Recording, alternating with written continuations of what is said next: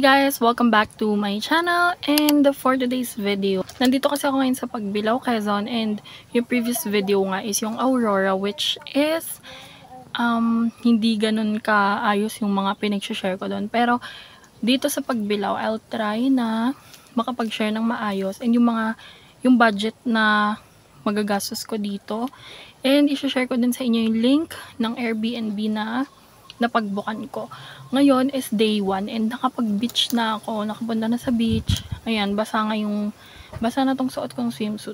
Nag-intro lang talaga ako kasi nakalimutan ko kanina. Pero na-videohan ko naman yung lugar, which is ipapakita ko sa inyo for the rest of the video. And sabi ko nga, bawat lugar na pupuntahan ko is gusto ko meron akong magawang video para rin sa memories. Anyway, mamaya kain na rin o order lang kasi may mga food naman sila dito. And 3 days 2 nights naman ako dito. So sana makagawa pa ako ng iba pang feed. And sana mas maging maayos naman to kaysa dun sa Aurora vlog ko. Anyway, don't forget to like and subscribe.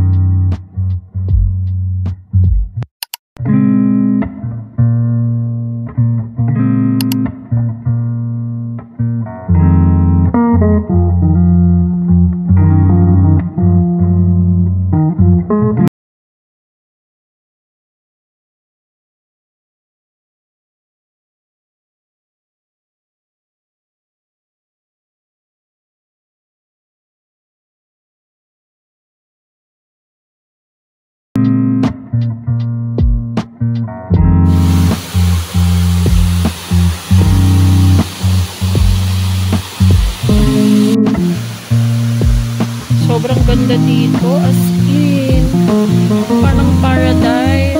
Ayan. Diyan yung pinakamalalim, as in 10 feet. Sabi ng girl. Dito lang ako. And then, dito ako galing kanina. Nakikita niyo yan. Tatakpan siya ng mga pool. Pero grabe yung inakyat dito. As in, super tarik na. Pero worth it naman yung view.